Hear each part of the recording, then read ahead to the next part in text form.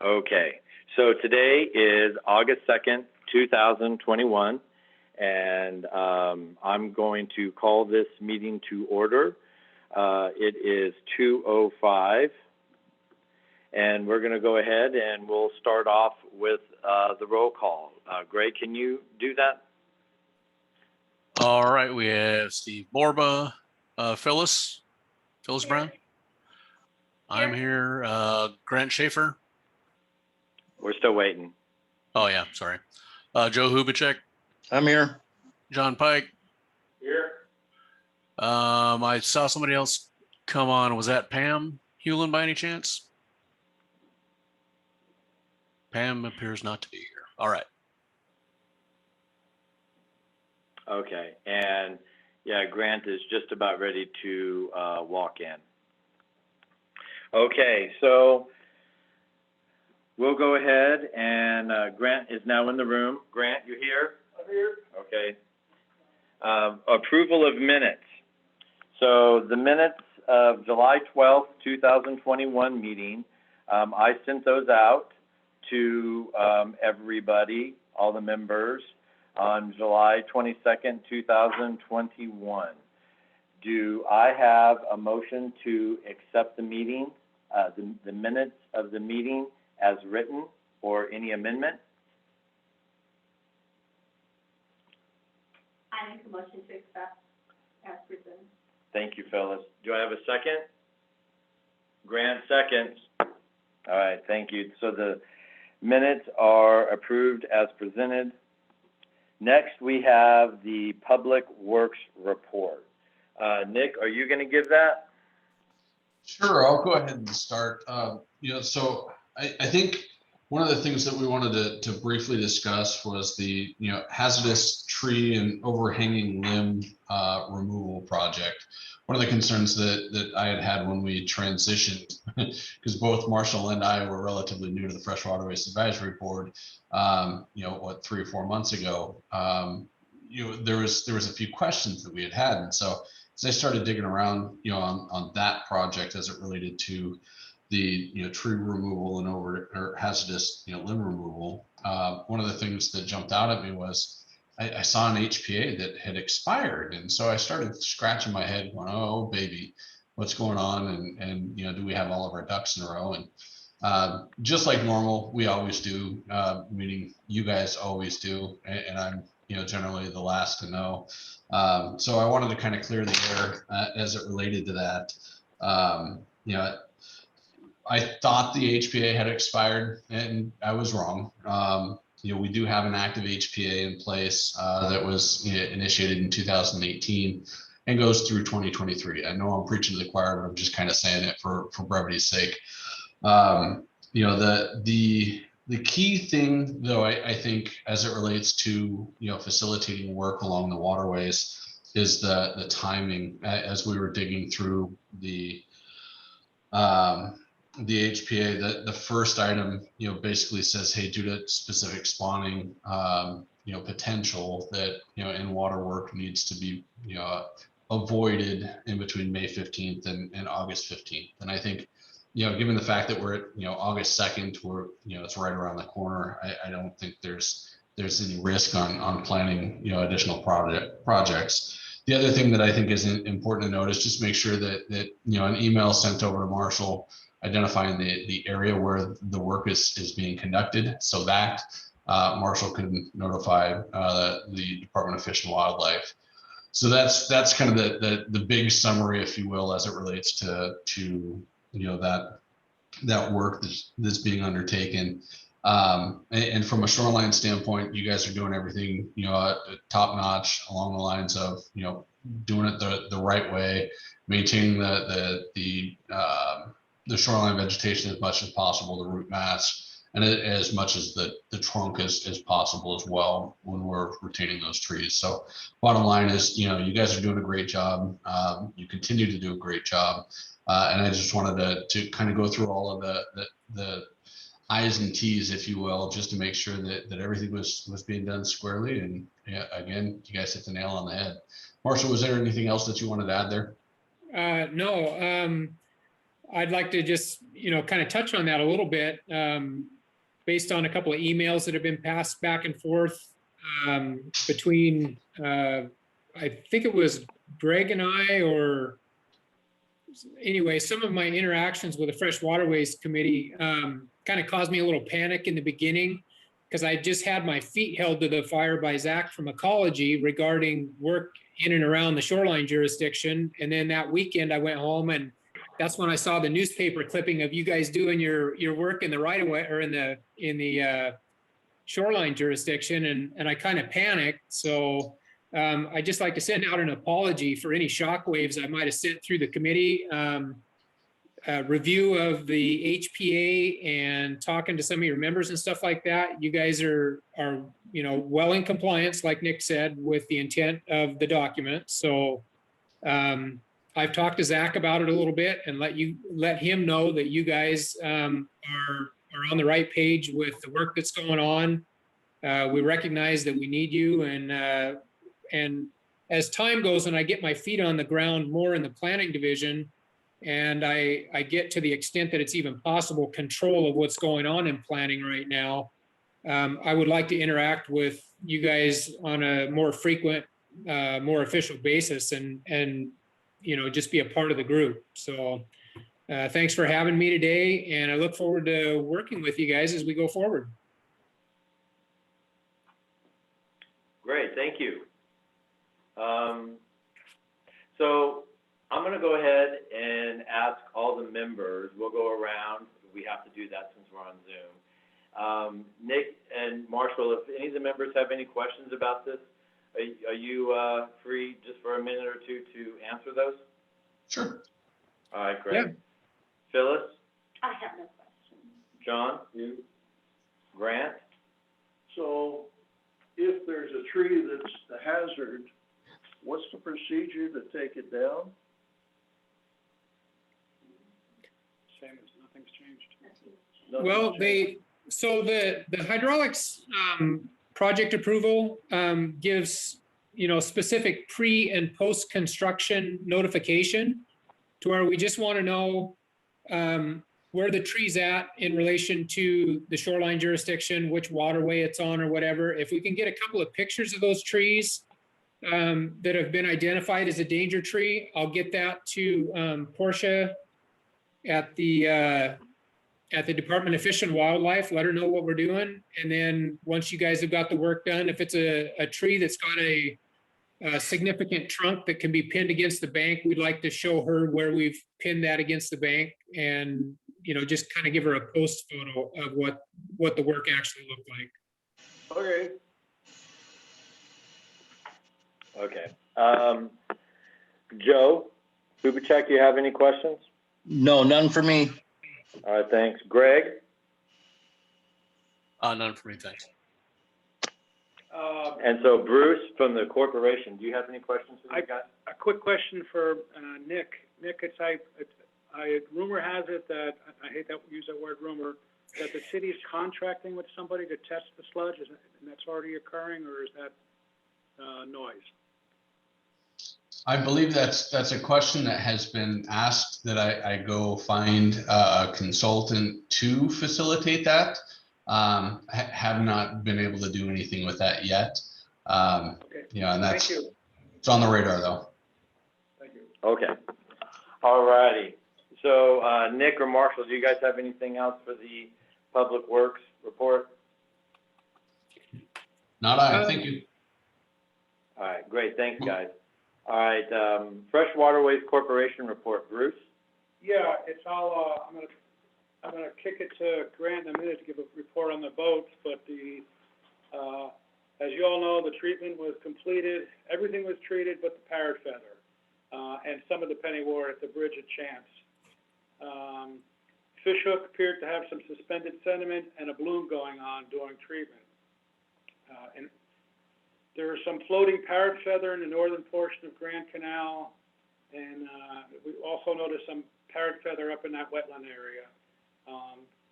The contractor didn't have the material to treat it, and the consensus, if the budget has the funds, we should maybe consider doing that. But generally, no surprises on the treatment. We should see some results beginning today. The weeds will start to die and we'll see what's going from there, but, that's it on the treatment. And, Grant, you wanna give a report on the work boats? Okay. The work boats, the Harvester has 2 Homelight engines, which I inadvertently got in the mud and got the intakes choked up. So I had to pull it out and flush out the system. A couple days ago, a friend came by and we managed to clean them out. And the number 2 boat, the shifting mechanism became disconnected. And we also, with my neighbor's help, helped to reconnect it and just checked it by hand, twisting the prop. I think we have it fixed, but needs to be checked before we put it back in the water and start running it. We're also, I scrubbed the motors down, and we do have motors behind the boats. They are now gray, they're not green and black. And we're going to further go over the consoles and clean up the boats and pressure wash them and pressure wash the hulls before we put them back in the water, and they'll be probably ready for in a few days. John Pike and I are scheduled to pressure wash them tomorrow. So, anyway. And the bottom line on that is right now we're boatless. In the event of, we need to get a tree or something, we have work boats.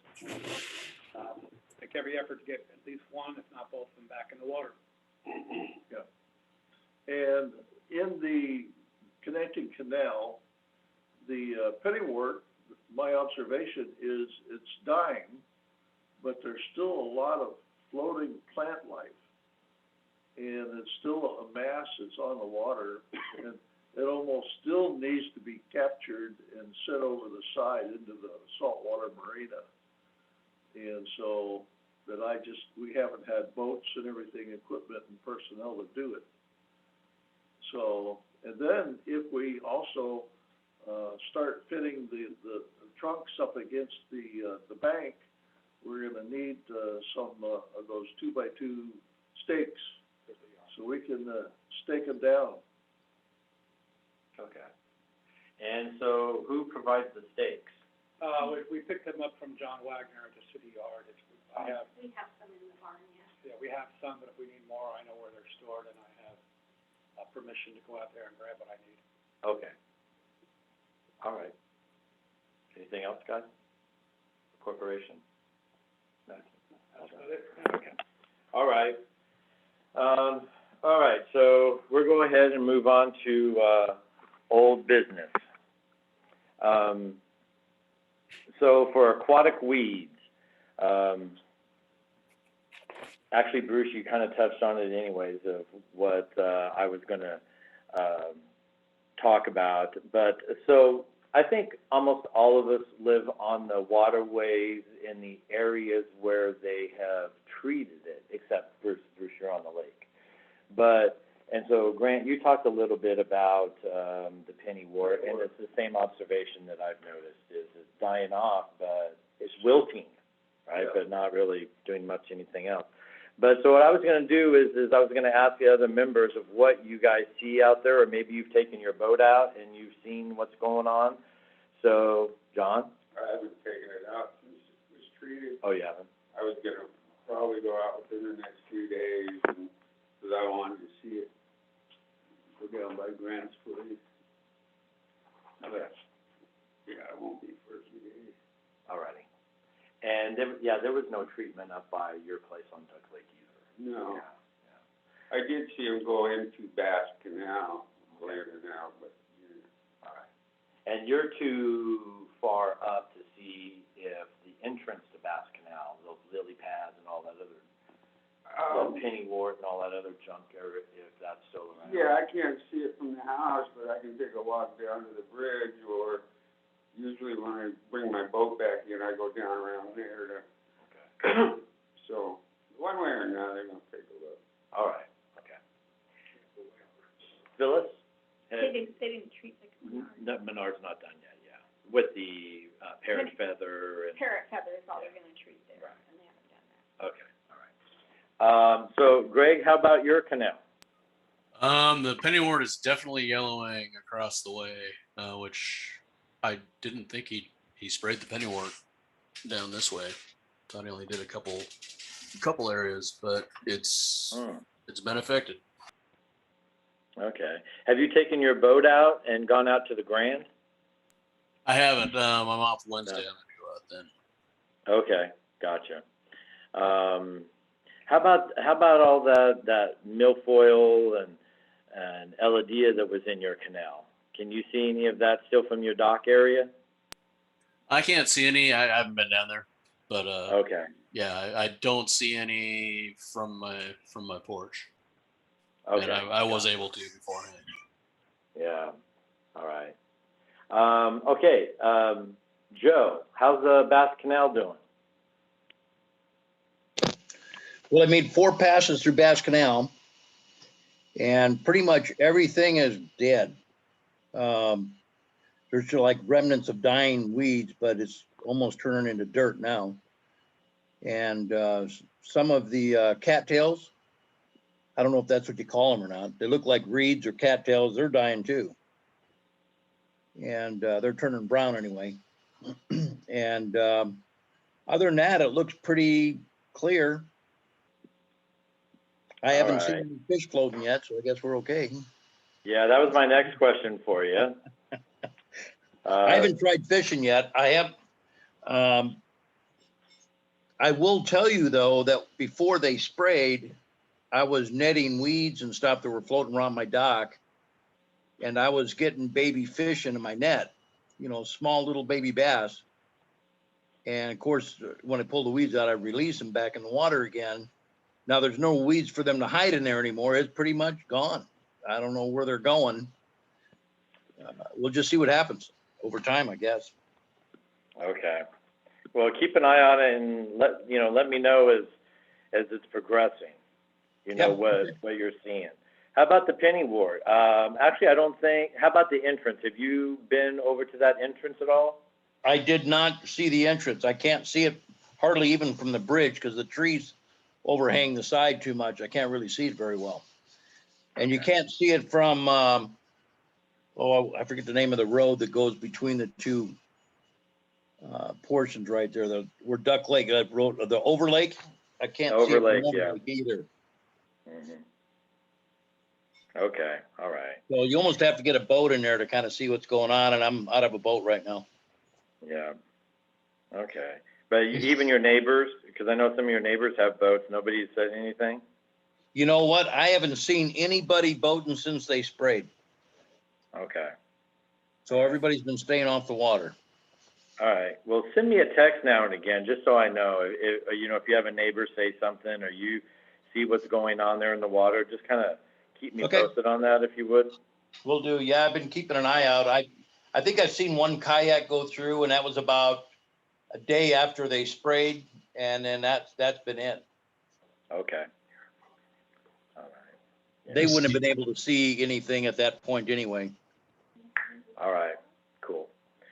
All right. Well, so Pam, has Pam come online at all? Does not appear. Okay. All right. So go ahead. Sorry. Oh, no, I was just trying to interject, given that I haven't been, heavily involved with the control process before in the past. One of the things that I guess I know as it relates to applying product at my house, depending on the product type and what you're trying to chase down, you're going to see several different rates of decay. And so I was curious from the other board members that have been involved in the process on a regular basis, is it pretty common to see signs of distress relatively early, and then it's a while before you really start to see significant deterioration, or is it generally more rapid? That's typically the different weeds. You see them, the herbicide take effect at different times. We're very, very early in. If anybody that's out there looking, Thursday, Friday this week should definitely see the effect of the herbicide. But it happens at different times, and it's some weeds go early, go right away, and the other weeds it takes 2 weeks for them to start dying.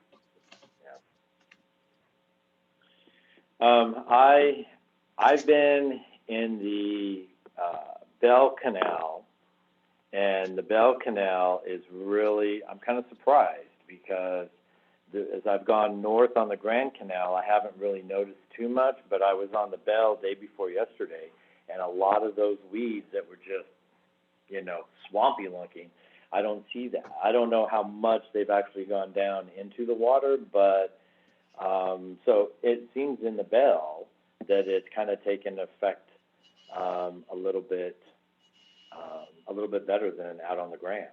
So, anyways, I just kind of wanted to get everybody's, you know, what at least you're seeing since we look at the water every day.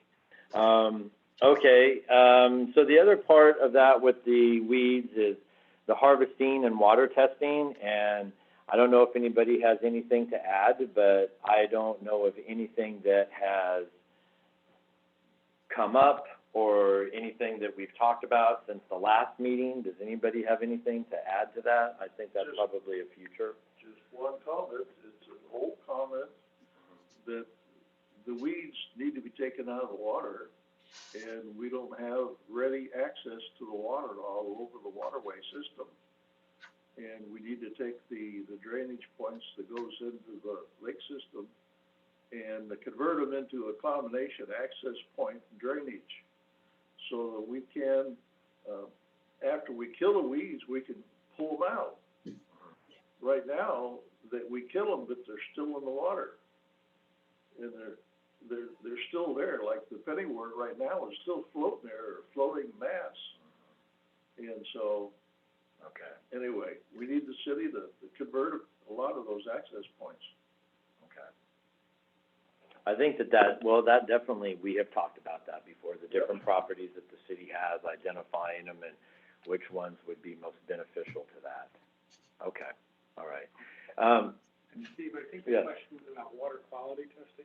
Well, yeah, because of it, and I know we haven't started back up. We need to resurrect that. It was, as everyone's aware, it was, nothing happened in, you know, during COVID, and we need, the plan was we were gonna hand off, the actual water testing.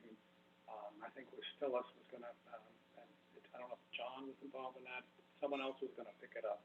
But I do have I have the equipment at home. I'm going to calibrate it this week, so it's ready to go, change the batteries and the set. And, there's training available. There's actually YouTube videos, like everything else. Mm-hmm.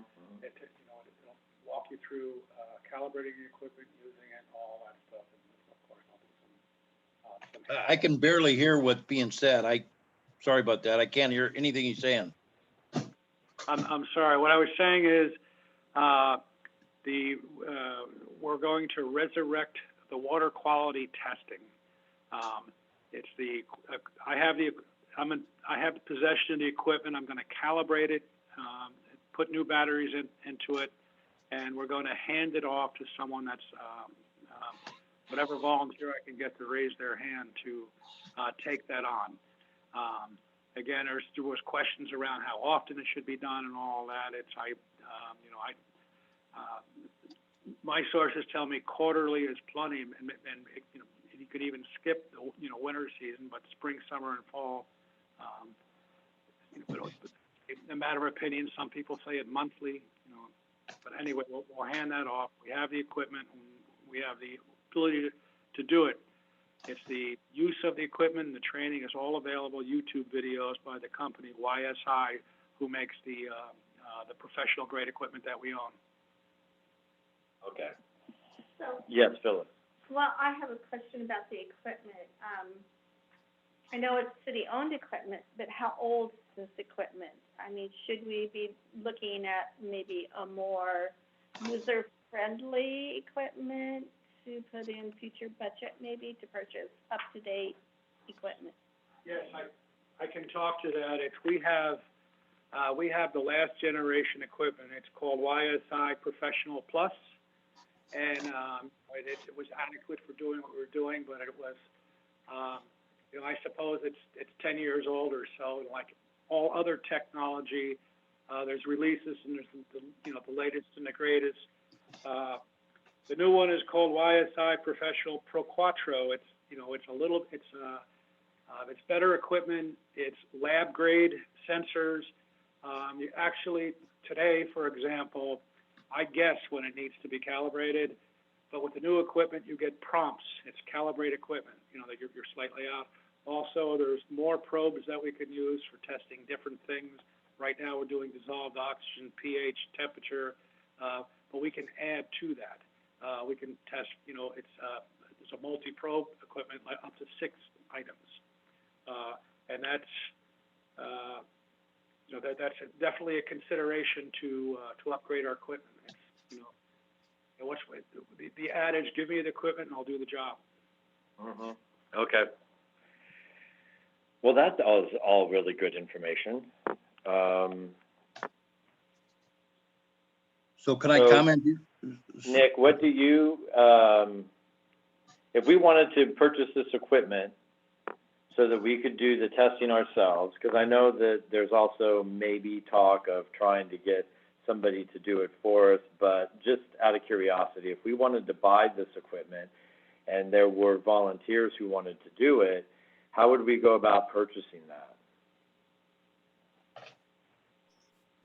Well, first things first is I was able to pull up the invoice and the thing was only 5 years old. So so that's, I guess, kind of thing one. Thing two, as it would, and actually, heck, maybe that's the calibration kits. In any case, I could go back and dig into it, but the basic framework would be, if we want to pull the trigger and buy a new piece of equipment, depending on the price, in most cases, we would want to try to get that into the budget. And so given that, we're almost halfway through our biennial budget, I would say, let's just hang tight. Let's do what we can with this device. I mean, DOPH and temp is a great start. If we're doing that, on a monthly or quarterly basis, it's better than nothing, right? And so having, a year's worth of data, say starting in August, and then we go into the budget request, next year for the 2023-24 budget cycle, it makes it a little bit more justifiable to say, hey, we've got this background information with the DO, the pH, and the temp, but we want these additional components, in whatever they may be. So I think that would be the best approach to going and facilitating that. I'm assuming that cost is probably going to be in the range of a couple of $1,000s, but okay. And we could also maybe do it the same way as we're trying to get the equipment for the algae testing machine. What is the name of that thing? I forgot the name. That's of that. Abraxas. Abraxas, yeah, that's it. And that one, I mean, that's going to be about $5,000, but this is a reoccurring problem, and we don't have equipment for that. The workaround is, we have to go sample it and send it up to Seattle, and in some cases, it results in them not being very happy with us. So that one, I'm finding a way to pull the trigger on that so that we can get that ball rolling, so that we will have that in hand for the next year. Okay. All right. All right. So Joe or Greg, did you guys have something about the water testing that you wanted to say? I did. Couple of things.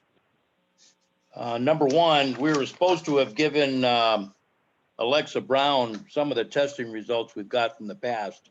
Has she got back with us on what might be going on? No, I did give it to her, and she said thank you. She was going to look it over and then get back to you and I have not heard back from her since. Okay. Question number two. Once we get all this data collected together, do we got someone that can understand what we got and give us some ideas what we got? Or is anybody here qualified for that? No, we do have, we've used, in 2019, we sent a couple years' worth of data to Doug Dorling, a senior aquatic biologist that can interpret it and read it. And he did a water quality report for the city, which was on the website for a while, saying that, that the, his conclusion was the waterways were relatively good condition. So we could do that again, and that was part of the that was part of the rub before. We were collecting it religiously and monthly, and we sent it on to Carla and then Alicia after Carla, and it just stayed on their desk. Nothing was really done with it, and that's where we so why are we testing an effort if there's nothing? There has to be a at the risk of sounding like Captain Obvious, there has to be a reason to collect the data and give it to somebody that can actually interpret it. If we're just collecting for the sake of collecting, it's not helping much. That's right. And I don't want to be the rub here, but I don't know if I want to give the data to someone that's doing the herbiciding. I'd rather have someone do the reading the data that has nothing to do with doing a herbicide, and I want that separate. I mean, that's how I feel about it. I don't know if anybody else feels that way, but it just seems like a fox in a hen house to me. And well, that's one of those things, I think, that where maybe that could be part of the collaboration that we do with Alexa, because she did say that she could read the reports if she understood what those numbers represented. I think she that's wants to be involved with that, getting that study too, I believe.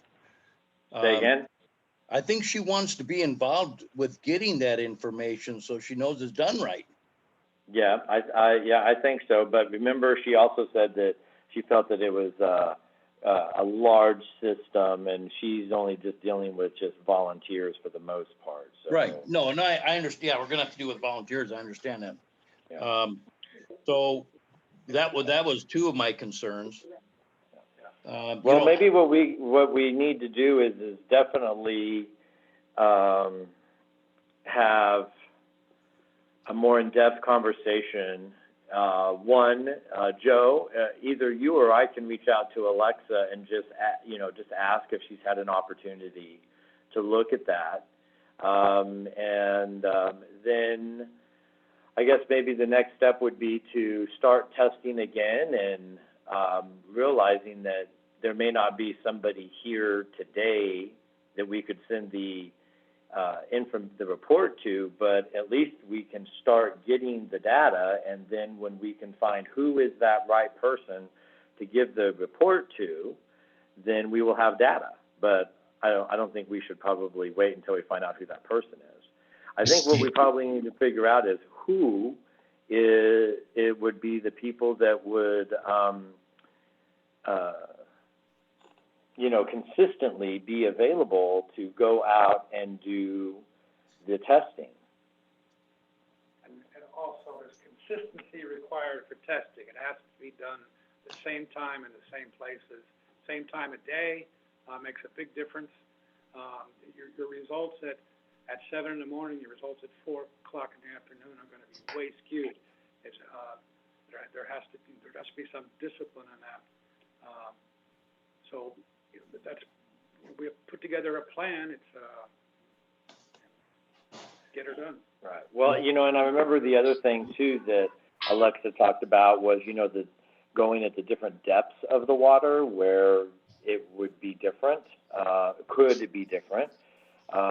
So, I think that there's all those things. So maybe what we do is again, find out who would be the volunteers that could consistently do this, and then really come up with a plan of, okay, pinpoint it. I guess if you wanted to get really serious about it, you could say this is the GPS point where we will do the testing, and then the time of day so that we can make sure we're taking it from the same place, same time, whatnot, and come up with, formulate that plan. But I think really and truly, it's kind of a moot point to even to really have too much of a serious conversation about it when we don't have volunteers to go out and do the water testing. I mean, I don't know. What does everybody think about that? Steve, do you Tell me mind? I'm not skewed. Well, as far as somebody interpreting the data, I'm thinking there has to be a couple labs that could do that for us. I also, none of us are biologists, but we know what the pH level, what healthy is, and what's abnormal. There's guidelines out there. I know that the dissolved oxygen at 2 feet and the dissolved oxygen at 7 feet are totally different. We consistently tested between 4 and 5 feet when we were doing the testing, and I don't know if that's correct. We do need some input. Maybe there's 2 readings per spot, one at 2 feet, one at 6 feet. I don't know, but we do know. And are we? What should we be collecting? We're collecting temperature, dissolved oxygen, pH. What else should we be going after? We need to look at. I'm sorry. I was gonna let someone else talk, because I've got a couple things I want to bring up. Okay, about water testing? Yes. Okay, go ahead. So, the answer to that question, what other things should we be testing? We need to find out what the phosphates level is in this water and why we're having such an algae problem. And I think that when that is done, we're gonna find out that our water is gonna be too high in nitrates. That's what's gonna end up happening. I think that's what's going on. That's my belief. But that she can test for that, she said. I just want it noted. I think we ought to have somebody doing this testing and reading the testing that knows what they're doing. I mean, we've been doing this for how long now? And we've got problems with our water. Obviously, we haven't done it right. We've been struggling with it. We take the data down and nothing happens with it. Well, Now I've got somebody involved that knows how to do all that, and we're trying to work around them. Well, And that's what I'm hearing. Hey, Steve. okay, well, so I hear what you're saying, but, remember that people have been out here for a long time and doing some extraordinary hours of volunteerism to do that. So, be understanding of that is what I'm trying to say, please. And I definitely think that what we need to do is look more towards the future. And if we have a different way of doing it, if everybody has a different ideas of how we should do it in the future, then that's what we should focus on. That's what I think we should be doing. Okay. So I know, and this is what Alexa talked about, was doing the phosphate level, the nitrate level. I can't remember everything right now. And so there was all those things. But at the same time, remember, we're not even halfway through this agenda yet, and we're 40 minutes into the meeting. Yeah. So, I don't want to move us on unless we're done talking about it. But really and truly, right now, I think what we need to do is we could We go didn't have a out. meeting just on this, I think. We probably could. I agree, Joe. I mean, we could have, a meeting on any one of these topics and spend 2 hours talking about it. But I really think that what we need to do, the way forward on this water testing part, is we already have the equipment, and Bruce said it's time for him to do the calibration, and he's going to do that. And then now what we need to do is come up with who are the people who are going to go out and do the water testing. All right, and then let me ask you this: the testing, the equipment that the YSI Professional Plus system, will it also test phosphates and nitrates? No, the phosphate is the most difficult test you can do. You have to capture a column of water. There's a filter involved. The filter has to be. It's the KCM. Nick, what is it? KMC. What was the study that was done a few years ago? KCM. This one, the EnviroVision? They did a a phosphate test. That's something beyond our capability with that equipment. All right, so we can't do it with that equipment. All right. All right. Well, I'll tell you what, if everybody's okay, because we do need to move on, and we can definitely bring this up, and I can put it on the agenda where we have much more time to discuss it. And maybe what we do is everybody just think about how we can move forward, and is there anybody on the board who would volunteer to do that? If not, is there any corporation members who would volunteer to do that? If not, can we go out and ask if people, who have a boat, if they would volunteer to do that? I mean, so I think we could kind of work on that. Joe, is that okay? I guess we don't have a choice. If we're not gonna hire anybody in or talk to anybody about coming in and doing that, and we're gonna keep it in-house, we have no other choice. That's all we have. Well, I think maybe that Okay, I'm maybe just that's gonna say something this. that can be, maybe that's something that can be discussed just a little bit later if we can get down to it on the agenda.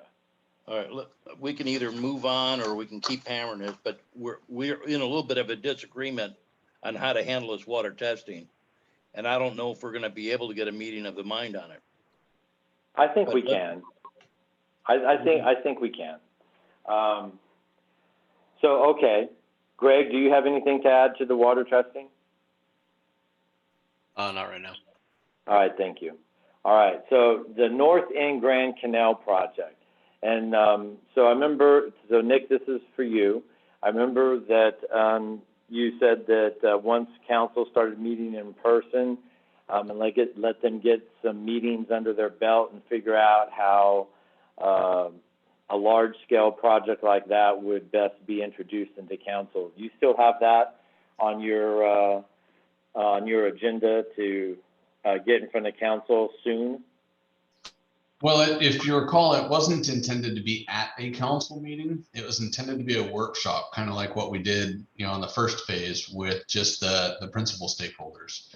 Only this second phase is really intended to be a workshop with the community. And so the tough part is how do you get into those close-knit quarters and have those conversations when some people are going to not feel comfortable and other people's are. So I don't know. I mean, at the end of the day, it's real simple for me to tell the consultant go.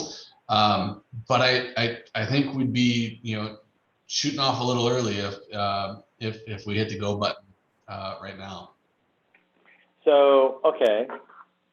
I guess I didn't understand that part. I thought it was all about it being presented at council, and where people could make their concerns known. So you're saying it needs to be a workshop with the community, like the charrette that Bruce and I were involved in, where we went to those 2 different meetings and whatnot? That's exactly what we're talking about. It's taking the framework that was developed with the principal stakeholders and facilitating similar exercises with the community. Okay. Well, I remember not the meeting before last where we were talking about it, and it was that it had to be presented to the public, and that's when Susan said, if we're still closed down, we can post it somewhere and people can talk about it. Now we're taking another step backwards. Well, to be clear, it's not a step backwards. This is what we had originally intended from day one when we executed the contract before COVID kicked into play. Now, if we want to, I don't know who all participated with the Point Brown mid-block crossing online survey. It's an online survey, and we can change gears and go down that road instead. It was an interesting tool. I felt like we got pretty good feedback from them.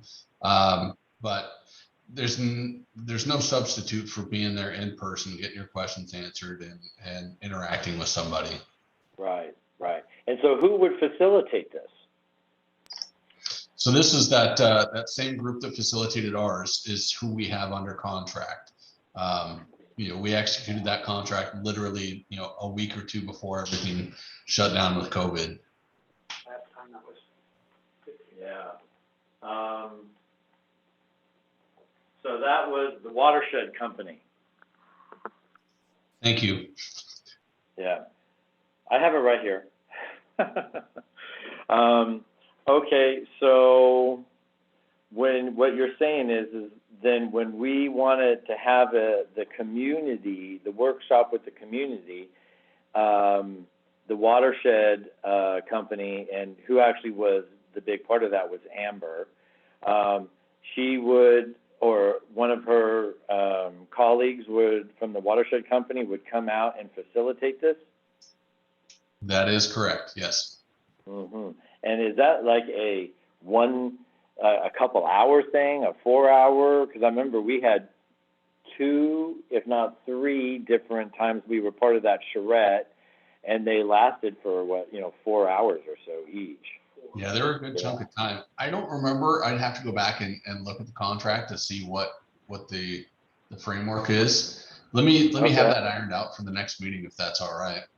All right, that'd be great. Actually, what I'll do with Nick in a couple of weeks, I'll give you a holler if maybe I can, because I definitely want to make sure that I'm on the same sheet of music with this. I just was,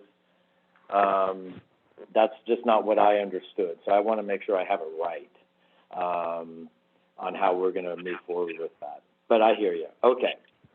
All right, so the next, the last bit of old business is election of board officers. Sarah, did you get any feedback or emails from any of the advisory board members? I did not. I received just the nominations that you provided. Okay. All right, so I'm going to try to figure out the best way to do this.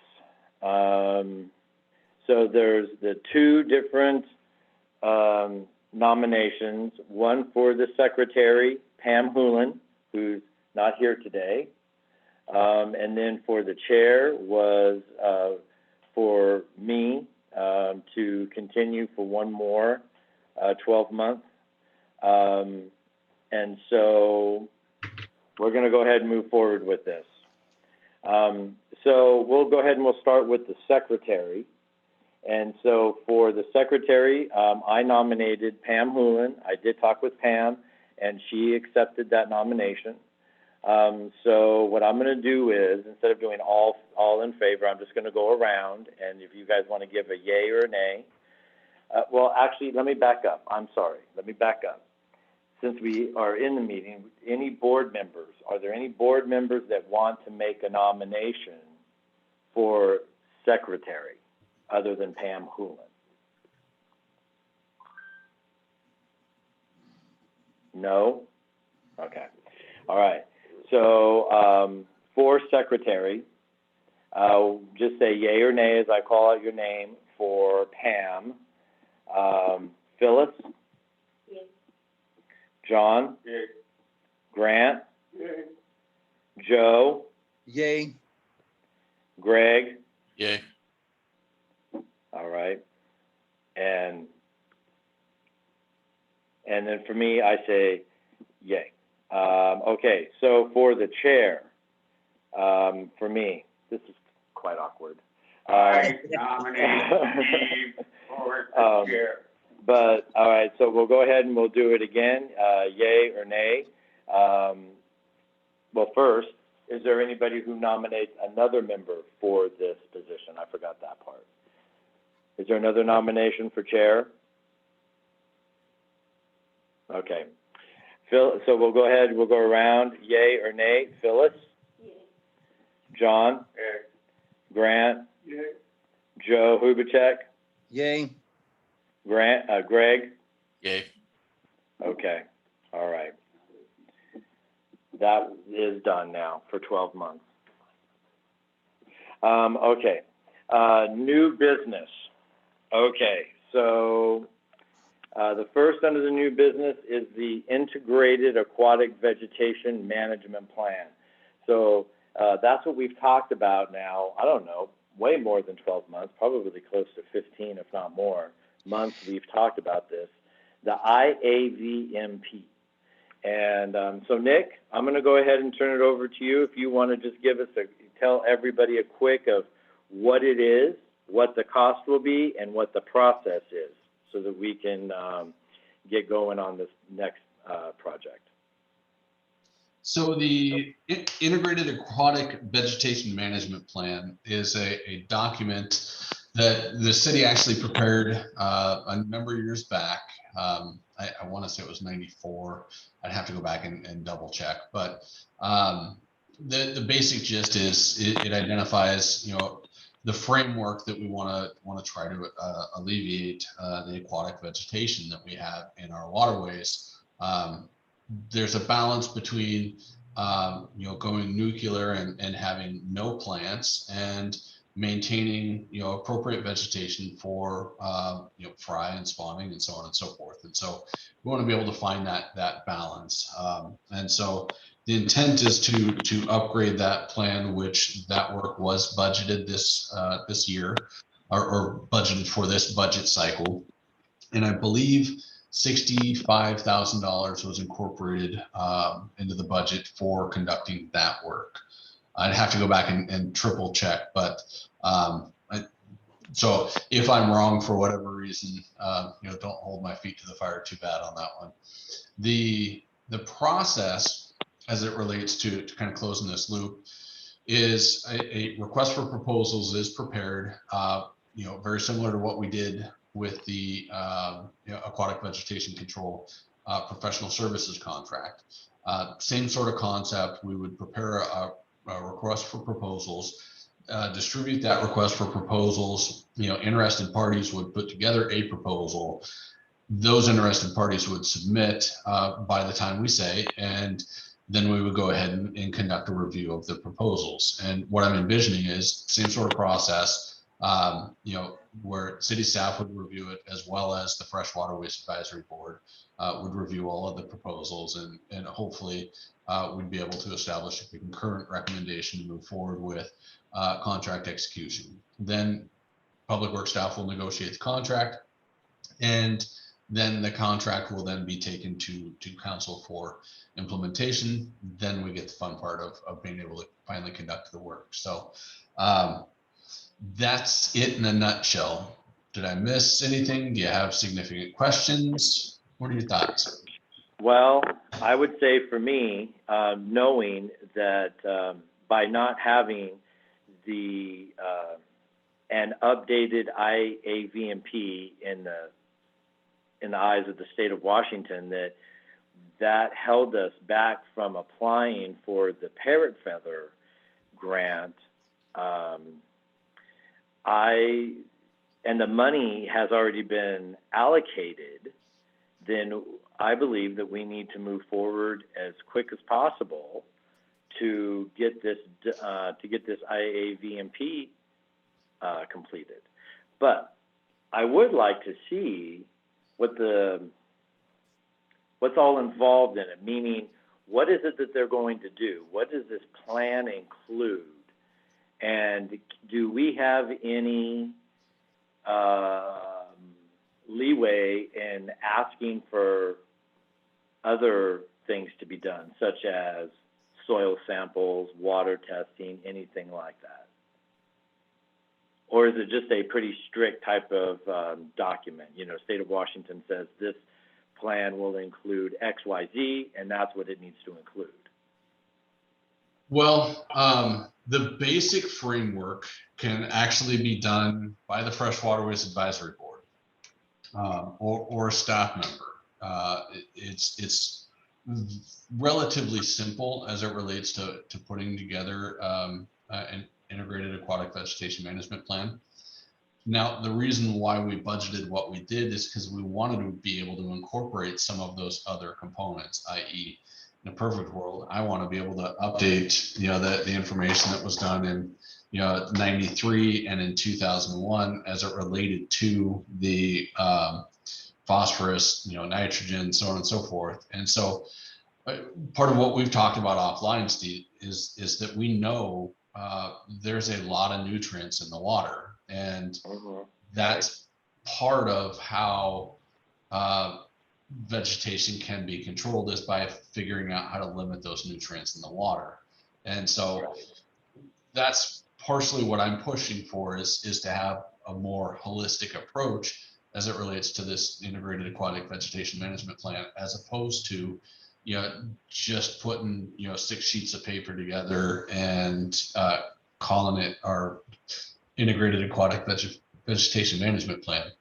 Because that's something that the state will accept, but I don't believe that's going to provide us the best product and the best service in the long run. And so that's kind of why we've elected to go down this route. So yes, bottom line, there is some flexibility. Bottom line, or the other, I guess we'll call it ceiling, though, is we only have so much money that we can spend. Okay, all right, so, board members, we'll go around if you have any questions or comments about this. Phyllis? I don't have anything. No? No. John? Grant? Joe? Well, what I heard, I just want to make sure I'm hearing this right, Nick. So this plan basically is going to lay out in our waterways, whether we want to have a waterway that's completely weed-free and make it just a water duct, or do we want to keep it to where it works well with fish so they can breed and all that stuff? Did I hear that right? Well, it's funny that you say that, because that was one of the things I was going to mention earlier in the meeting, that, before you start deciding on, what you're going to test, how often you're going to test, so on and so forth, you want to know the why. I mean, what is it that you're trying to achieve? And so what you just hit the nail on the head of is, do we want something that, is swimming pool quality? And for that to occur, there's drawbacks, i.e. you're going to lose some of your fish species. You're going to have a variety of different impacts, and so you have to find that balance. How much of that can be controlled by this document? I think they can provide recommendations, but at the end of the day, when you're talking about natural science, there's still some slow shifts that you want to make. You don't want to make anything rapid. So I think, Joe, to address your question, that is going to be a target, but whether or not we're going to be able to get that out of somebody, I don't know.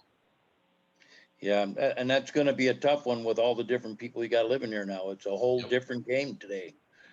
Based off people I've talked to since I've been here, for quite a few years in the past,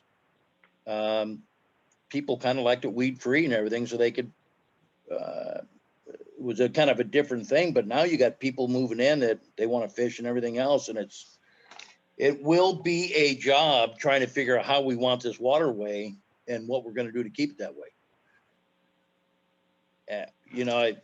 I don't know if any of us are qualified to do that. To be honest with you, I know I'm not. I know what I want, but how you get there, I don't know. Okay. Joe, do you have any other questions or comments on That's that? it. That's it. Greg? That's it. Nothing from me. Nothing? Okay. All right. Okay, so Nick, when can we get moving on this, and what do you need from the advisory board? Well, to answer the first question, I don't know. I'd love to say I'm starting to work on it right now, but I can't say that just yet. So, and really, there's nothing that I need from the advisory board to make this move forward. And let me retract that. I think once I get to a point where I have the RFP crafted, I think it would be beneficial to incorporate that into a Freshwater Waste Advisory Board meeting so that we can talk about what the deliverables are. What I don't want to do is I don't want to issue an RFP with consultants shooting at a specific set of targeted deliverables that you guys aren't on board with. So I think that's something that we'll probably want to spend a little bit of time chatting about and making sure that we're all on the same page. Okay. All right. But So just one last thing, the money for this IAVMP has been set aside. You're a little unsure, is it 65 or what the figure might be, but money is put aside for it. It is budgeted, correct? And that can be used in 21 or 22. Correct. All And right. technically, if we don't get it done in 21 or 22, I know you don't like hearing that, but if we don't get it done in 21 or 2022, that money doesn't go poof. We just have to re-obligate it for 23, 24, because that money would still be sitting in the bank for it. All right. Well, for me, I'll just act as if you didn't say that. Fair enough. Come on, Nick, why aren't you laughing? All righty, so we'll go ahead and we're going to close that out for now for this meeting. The next is, what I wrote down here was discussion on the city needs to do more. So for me, I have heard that term for at least the last 3 years. The city needs to do more. And it definitely seems that it's getting pretty loud right now. And I don't know that I really understand what that means. And I think what it probably means to me is different than what it means to Phyllis, John, Grant, Greg, Joe, Bruce, or even what that means to the city. I would like to have a really good conversation about this with the advisory board members, at a meeting, after we have really, really thought this out. You know, you've written it down. I have my list. I know nobody can see it unless you're here at my home with me. Nick, you and I have talked about almost every single one of these that I have here on my list offline. And all of these things are going to require some serious funding from the city. But what I don't want to do, and please tell me, board members, how you feel about it, what I don't want to do is I just don't want to go to the city, whether that's us going to a council meeting or going to, talking directly with the city council member or whatnot, and just using the term, the city needs to do more, right? I think what we should do as an advisory board is we discuss it, we hash it out, and we come up with not only what the city needs to do, what define that, but I think we also need to attach some realistic funds that would cost, each one of those, by us doing a little bit of research and figuring all those things out. So that's what I would like to do. I've written mine down. What I would like to do is move this to old business for the next meeting, and we have a pretty good conversation about this, and then we can put it together and we can move forward and start talking with council or even Scott Anderson or the mayor, and have a really good discussion on what that means. So I kind of like your input on that. Phyllis? I think we need to do that. I think we need to agree upon what should be done. It's a blanket statement just saying city needs to do more. We're the advisory board. We need to say how the waterways are going to be maintained and treated for the next 50 years.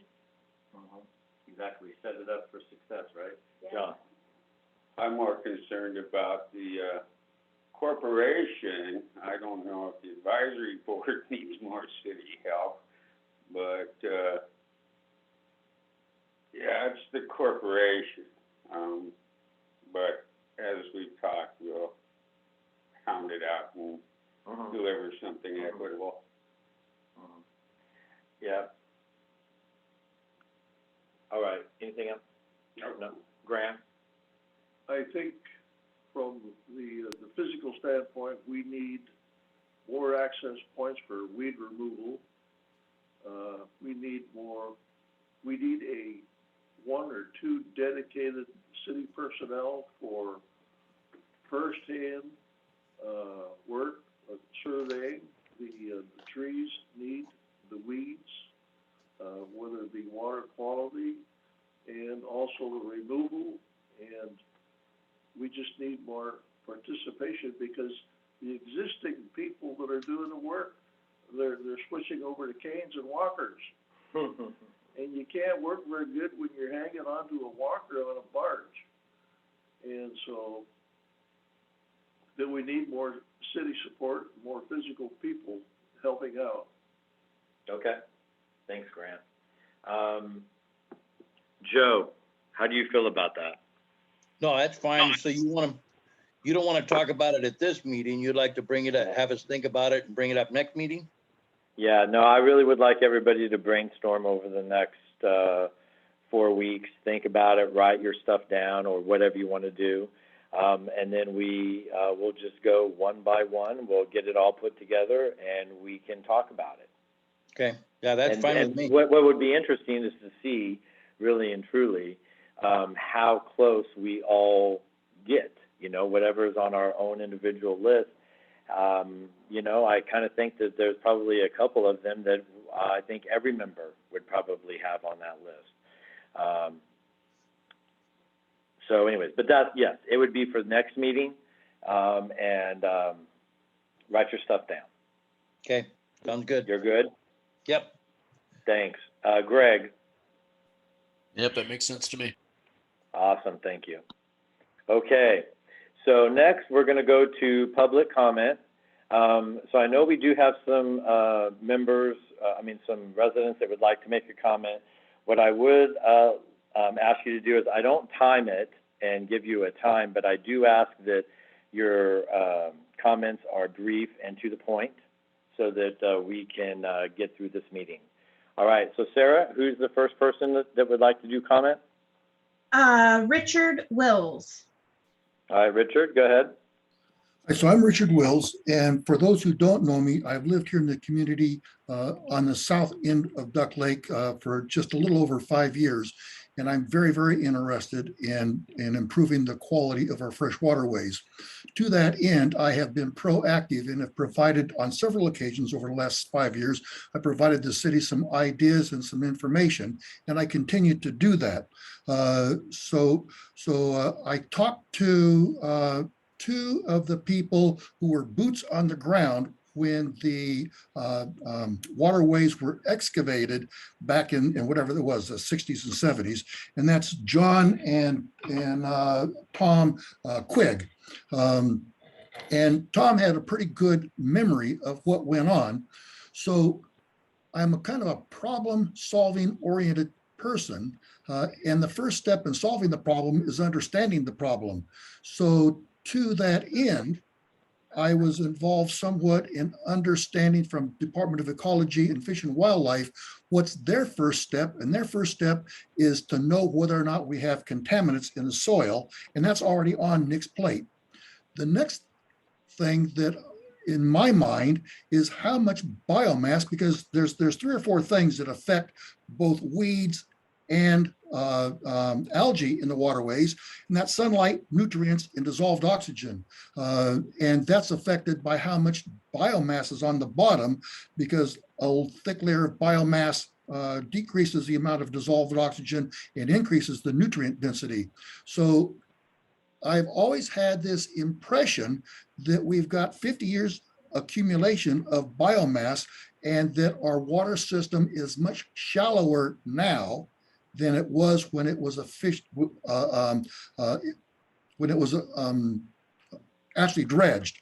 So that was my question to Tom and John Quigg, and their answer is waterways are basically as deep today as they were when they were dredged, and there's an implication that there may not be nearly as much biomass as I had speculated there would be. The good news is that makes addressing that issue much less expensive and complex than I had originally anticipated. One of John's comments was you cannot use a suction removal of biomass device, otherwise known as a suction dredge. The amount of weeds and reeds will choke up the head of that dredge, even if it has a weed cutting head incorporated. One of those guys is going to forward me some contact information from an outfit that's based in Portland. That's what they do. They do this type of biomass removal. And John points out that just letting an open bid, there are very few people who have the equipment, the experience, or the know-how to actually do the job correctly. And to that end, John points out that there are numerous lawsuits around the state where people have contracted to get the job done and we're not satisfied with the results. We want to avoid all of that. So the takeaway for me is that we know there's got to be some biomass down there. I see how many leaves fall in the fish hook every year, but the layer of biomass has got to be very thin and easily penetrated. I know that I was involved with poling a barge for a couple of 100 yards a couple of weeks ago, one of the pontoon boats, because the motor died, and the fish hook is only 5 or 6 feet deep, and that's how deep they dug it when they dug it.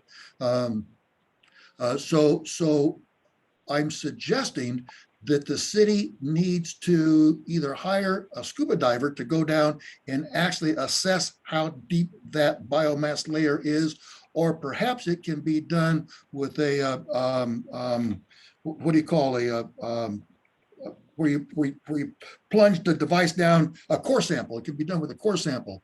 My thought with a core sample is the stuff may be so loose and liquidy that a core sample may not actually give us an answer, but that's something that Nick and his department can figure out. But the other thing I also wanted to address very briefly is I've been in conversation with Department of Ecology and Fish and Wildlife, and those guys are eager to answer questions and interface with us. And I know from conversations that they already have some rules in place about this, what did you call it, the IAVMP? And they have some very specific rules about removal of both invasive and native plant mass. And I think that we need to pay attention to what those rules are so we don't inadvertently get ourselves into trouble with ecology. And I also think that if we talk to ecology on this IAVMP, that they may have some groundwork, because my memory when I've read through their ordinances, their regulations, is we are required to keep a certain amount of vegetation for fry habitat and native species wildlife.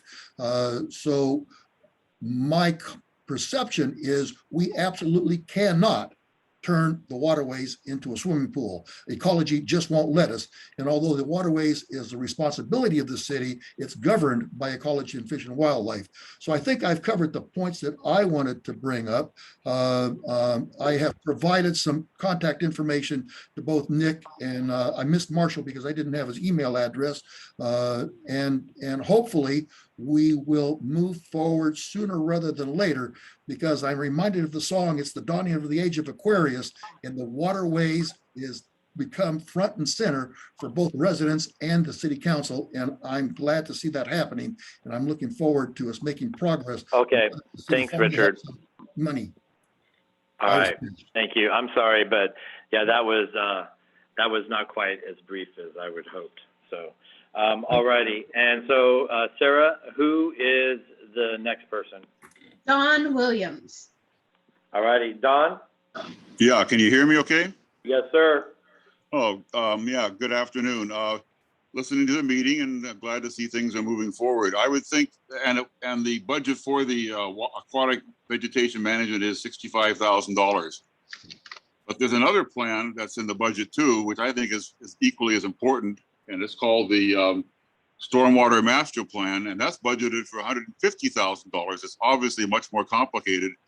And it could incorporate some of the things you're talking about in terms of, I mean, the fresh waterways or the stormwater system is top, bottom, water, bottom, everything about it is important. So I'd like to see that get on the agenda and start talking about that. That's a study that's about over 2 times as big, as expensive anyway, as the one you're talking about today, and start talking about what should be in that study. And some of the things I just heard Richard talk about might be part of that study, but the freshwater group should be crafting that study to make sure the things get into it that are important. And that's why it needs to be put on the agenda as new business. And that's really my comment. I'd like to see that move forward and start working on that one too. And I didn't really understand what's happening with the phase 2 of the North Canal Park project. I didn't really hear anything about when it's going to begin. It's a public reach. It's public outreach is what it's for. And I'm wondering why that needs anything more than a kickoff by the city on the consultant who knows what I think has to be done. So those are my thoughts. To put on the agenda the stormwater master plan to be discussed, and also to, I'd say, get moving on the North Canal phase 2. Thank you. All right, thank you, Don. Sarah, do we have another resident? We have 2 more phone numbers on here. In order to unmute on your phone, you push *6. So I'll begin with the phone number that ends in 3436. Do you have a public comment?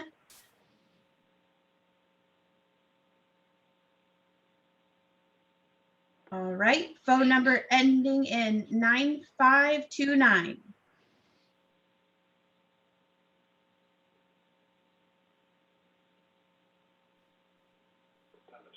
Hearing nothing from those 2 phone numbers, I believe that closes public comment. Okay, thank you very much. Sarah, did you receive any emails or anything for I public did comment? not. No. All right, thank you. All right, so good of the order. Just, I want to remind everybody, it's already 3:20. So good of the order. We'll go ahead and go. Phyllis? I don't have anything to say. Thank you. John?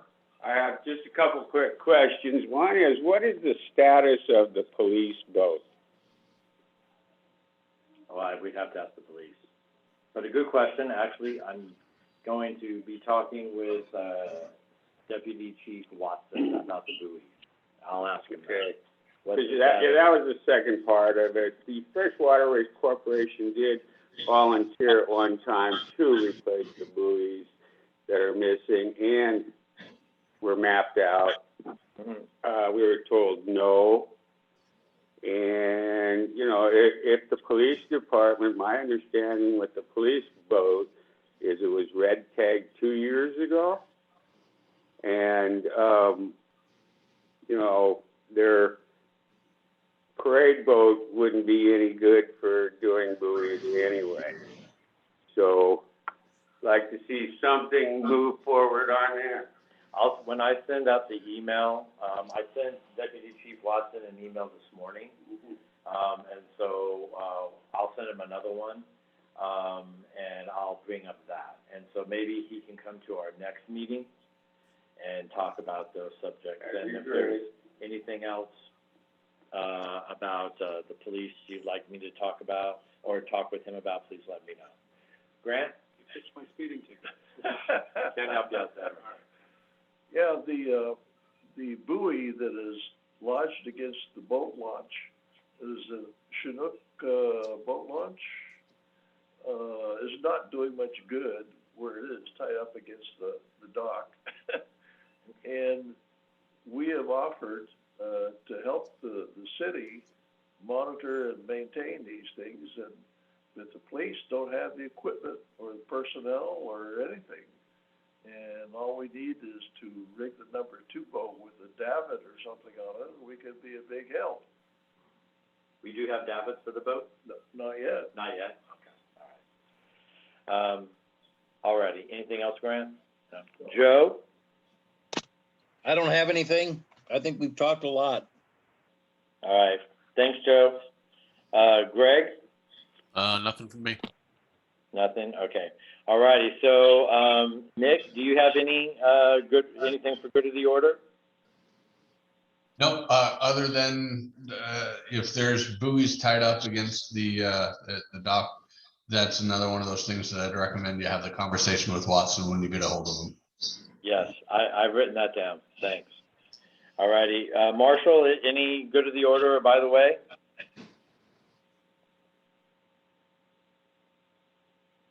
Okay. No, I Susan. don't have anything. Oh, sorry. All right, That's thanks, okay. Marshall. Susan? Thank you, Steve. Can you hear me? Yes, I can. You are supposed to be on the agenda for presenting to council at next Monday's meeting. Has that been Yes. confirmed? Yes, I've confirmed that with the mayor.